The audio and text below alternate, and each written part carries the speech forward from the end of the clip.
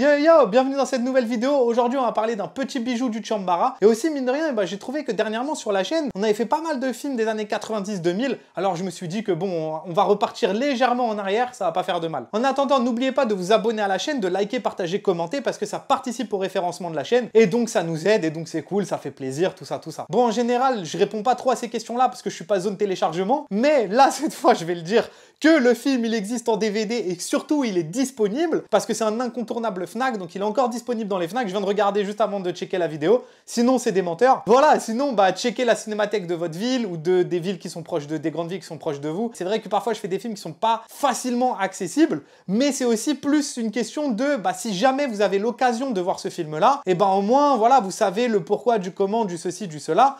Et puis aussi, si un jour la chaîne elle pète énormément, peut-être qu'on aura la possibilité de faire des projections dans une salle de cinéma. Et alors là, on verra. Donc voilà, abonnez-vous. Mais sinon, à part ça, c'est parti pour Goyokin de Hideo Gosha, sorti en 1969.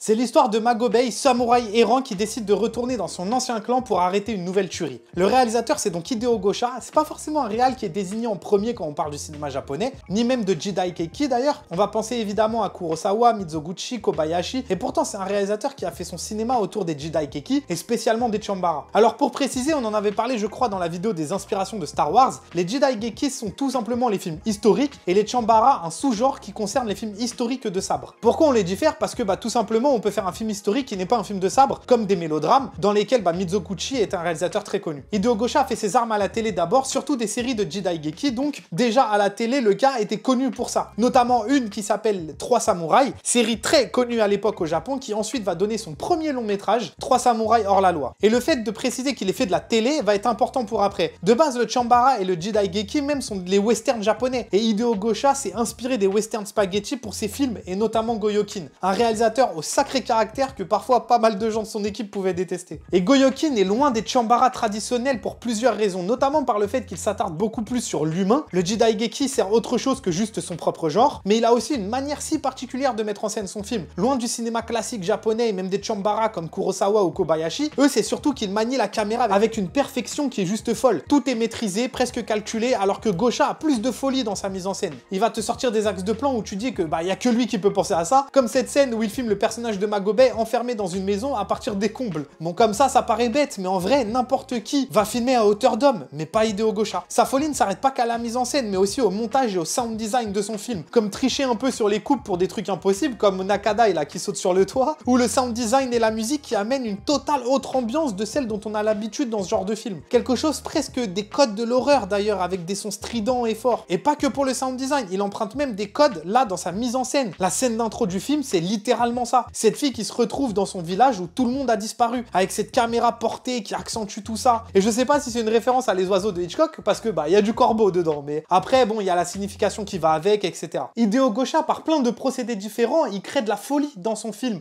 par la mise en scène, le montage, le son, etc.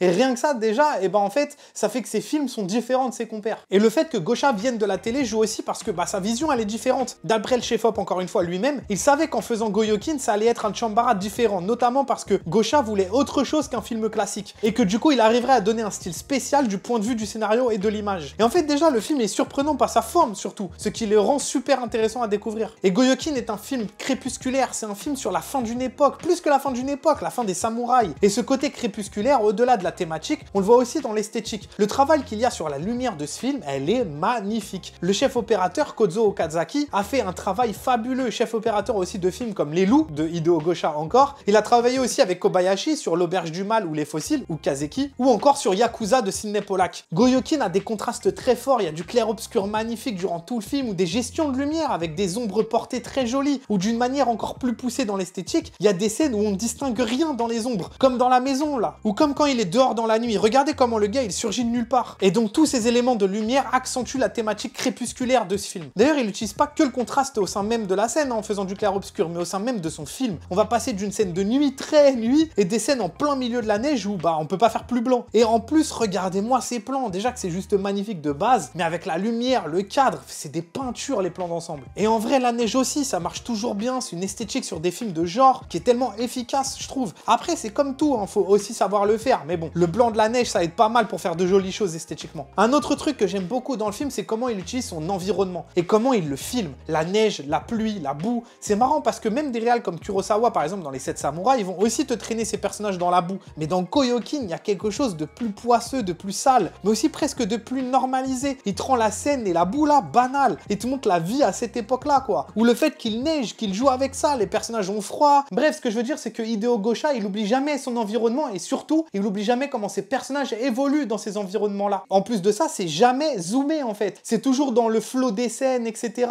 C'est jamais montré dans ta face, mais ça existe, c'est là, quoi. Je parle très souvent de décor naturel dans les vidéos et aussi de la souffrance que ça amène. Il y a quelque chose de noble dans la douleur de faire de l'art. En tout cas, c'est quelque chose que je respecte énormément. Et pour Hideo Gosha, c'était quelque chose en quoi il croyait fermement. Que les producteurs, acteurs, toute l'équipe devait souffrir et faire des efforts surhumains pour que le film puisse satisfaire le public. Et que le public savait être reconnaissant de ces efforts-là. Et c'est sur cette dernière phrase que je vais aussi un peu m'attarder parce que c'est exactement ça en tant que spectateur. Voir un acteur autant se donner pour son film, pour l'art, et ben même inconsciemment, on a du respect pour lui et pour le film. Et en plus de ça, bah forcément, ça inclut le spectateur encore plus dans l'histoire parce que tout bêtement, bah on y croit plus. Après, encore une fois, le studio, c'est pas le mal, hein, et même Goyokin, je crois qu'il y a des parties en studio ou même des films comme Seigneur des Anneaux qui arrivent à mélanger les deux très intelligemment. Mais c'est surtout de pas répondre entièrement à toutes les questions par la facilité du studio. Mais bon, va falloir que je fasse une pause sur cette thématique parce que j'ai l'impression de beaucoup trop en parler en ce moment. Kozo Okazaki, le chef opérateur, dit que c'est un film bien équilibré, que Gosha faisait attention que les scènes de fight et de dialogue soient bien équilibrées entre elles. Et je trouve qu'il a plutôt raison, le film est plutôt intelligent dans son rythme, comment il va passer de scène en scène, des combats aux scènes de parlotte, sachant que l'une ou l'autre bah, sont aussi efficaces en fait. En plus de ça, tout le film évolue vers l'avant, poussé par son personnage principal, Magobei. Il n'y a pas de scène qui sort du film, quoi. Toutes les scènes servent à l'évolution du scénario. Et même en te rajoutant plusieurs personnages, on n'est jamais perdu. Tout le monde a sa place et c'est plutôt bien équilibré, encore une fois. Et puis, on adore suivre l'évolution de Magobei, personnage complètement désincarné en quête d'un idéal oublié, sa dignité. Et c'est aussi un film super accessible. Et je dis ça surtout pour les néophytes du cinéma japonais ou du Chambara. Vraiment, le film, il est super accessible. Il se regarde tout seul. Dernier petit bonbon, sans trop parler de la scène, du pourquoi, du comment, Magobei doit escalader une falaise. Il y avait 0 cascadeur. S'il fait un pas de travers, il meurt. Et donc, à un moment, il y a un plan où quand il escalade, t'as un plan en plongée où on voit surtout Nakadai et derrière lui le vide et l'eau. Il a dû faire ça sans corde. Parce que sinon, à ce moment-là, bah, on l'aurait vu et donc c'était pas possible. Au début, Tetsuya Nakadai a évidemment refusé. Du coup, le réalisateur, donc Hideo Gosha, a dit « Ok, moi j'y vais ». Hideo Gosha, il a fait la scène pour prouver que c'était possible. Et alors, à ce moment-là, bah, malheureusement pour lui, Nakadai, il pouvait plus reculer. Il était obligé de le faire, bah, sinon c'était la honte. Et ça, bah, c'est la culture japonaise hein, qui veut ça. Donc, il a tourné cette scène-là, ce qui est quand même de la pure folie. Et d'ailleurs, Nakadai s'amuse de ça en disant que les Japonais sont fous. Que quand il a tourné en Italie, il y avait toujours un cascadeur de près s'il avait peur d'une scène. Même quand il voulait parfois faire une cascade, il pouvait pas. Parce que, bah, évidemment, s'il se blesse, le tournage s'arrête. Au Japon, il n'y a pas de cascadeur. Et refuser de faire une certaine action en tant qu'acteur, bah, c'est considéré comme un peu avoir la honte. En tout cas, l'acteur se sent honteux. Et c'est comme ça même chez les autres cinéastes. Hein. Nakadai racontait que dans le château de l'araignée, quand Mifune reçoit plein de flèches autour de lui, là,